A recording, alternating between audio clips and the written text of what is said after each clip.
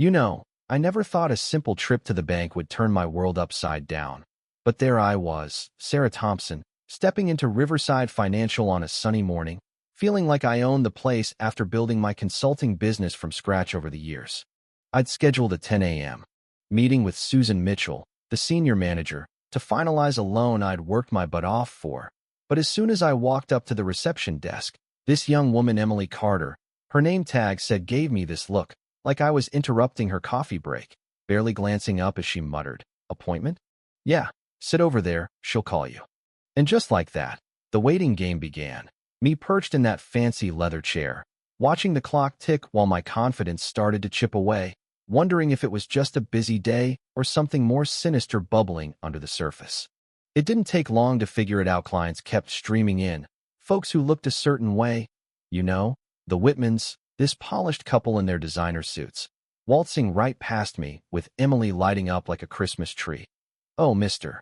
Whitman, go right in, Susan's waiting." And there I sat, hour after hour, my stomach knotting up as I replayed every boardroom battle I'd won, thinking, why the hell am I being treated like I'm invisible? By noon, after 2 hours of this nonsense, I approached Emily again, keeping my voice steady. "Hey, I've been here since before my slot. Any update?" But she just shrugged, eyes cold as ice. "She's busy, ma'am. You'll have to wait." And bam, another Whitman relative sails through, Emily all smiles and chatter, making me feel small in a way I hadn't since starting out in a world that didn't always welcome women like me. Deep down, it stung, not just the delay, but the blatant favoritism, rooted in some old prejudices they probably didn't even admit to themselves. Maybe from growing up in echo chambers where folks like me were always the other.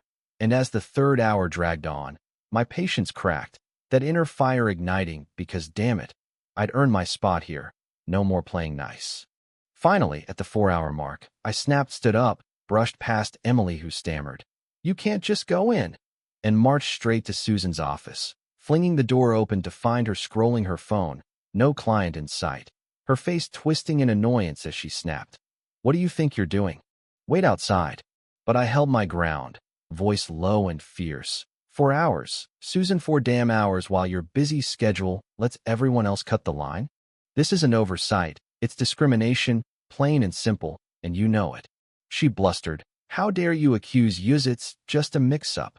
But her eyes darted, that defensiveness cracking under my stare, the room electric with tension like a showdown in some old western, until suddenly the door bursts open and in strides Michael Harrington, the CEO himself, his face lighting up when he spots me. "Sarah? My God, it's been ages. What's going on here?" I laid it all out, calm but cutting, and Michael's warmth turned to steel as he grilled Susan. "For hours? For one of our top clients? This ends now, Susan. You're suspended, effective immediately, and Emily, consider this your wake-up call. Mandatory retraining for the whole team. No more of this crap." It was pure satisfaction, watching their smug worlds crumble, Michael approving my loan on the spot and vowing a full cultural overhaul, because turns out he'd seen enough subtle biases slip through the cracks from years of unchecked power plays in the industry. But here's where it gets tricky. Sure, heads rolled that day, and my story spread like wildfire online, inspiring folks to call out their own injustices, turning me into this unexpected voice for change at community talks where I'd say, "Demand your respect. Folks, it's not a gift, it's a right."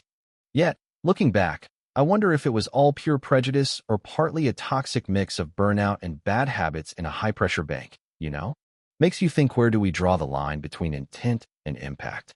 Have you ever been sidelined like that, or seen it happen? Drop your stories in the comments. Let's chat about justice in these everyday battles. Hit like if this resonates, share it wide, and subscribe for more real talk tales that might just spark your own stand.